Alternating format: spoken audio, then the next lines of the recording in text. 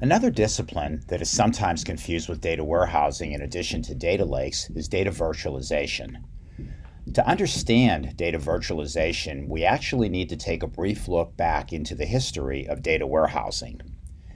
In the days before data warehousing came onto the scene, data-driven decision-making was largely done by building what we often called extract files that were exactly as they sounded, sort of like mini data warehouses pulling data from one or more applications, but without any coordination of data structures, rules, or pretty much anything else.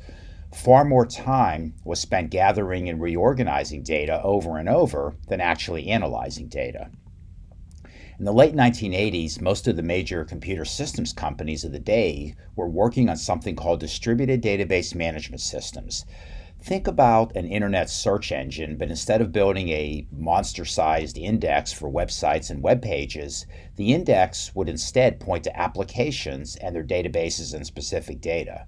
In theory, a user would write queries against a distributed database regardless of how dispersed the actual data was, and the index would then reach out to the various places, pull in the correct data, organize it, and present the result to the user.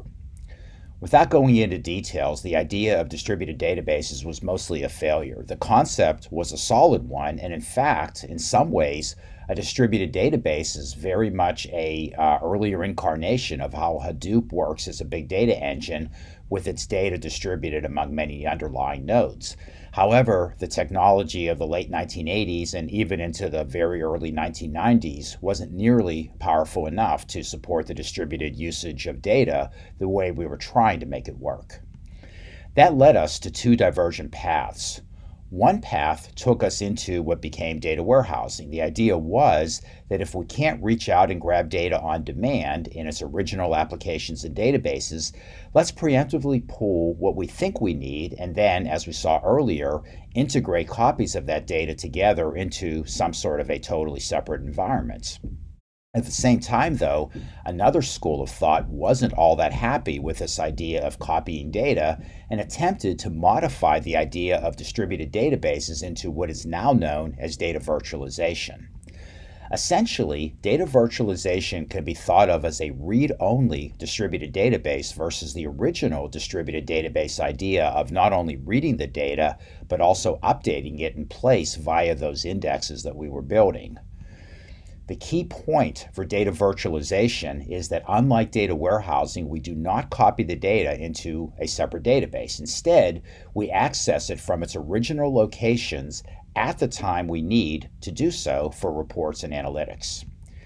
Data virtualization has actually had many names over the years for essentially the same concept, such as virtual data warehousing, enterprise information integration or EII, enterprise data access or EDA, and now, most of the time, we know it as data virtualization. The technology that we use for data virtualization has significantly improved from the late 1980s and the early 1990s, which makes it much more useful and successful than its earlier incarnations. Having said that, though, it's best to think of data virtualization as being particularly useful in certain use cases. If we have data that requires simple transformations or perhaps even no transformations to be used in BI and analytics, and if we have only a handful of data sources, and also if we have some leeway on the response time to our queries and reports, then data virtualization can be part of our overall portfolio along with data warehousing and data lakes to help deliver data-driven decision-making through business intelligence and analytics.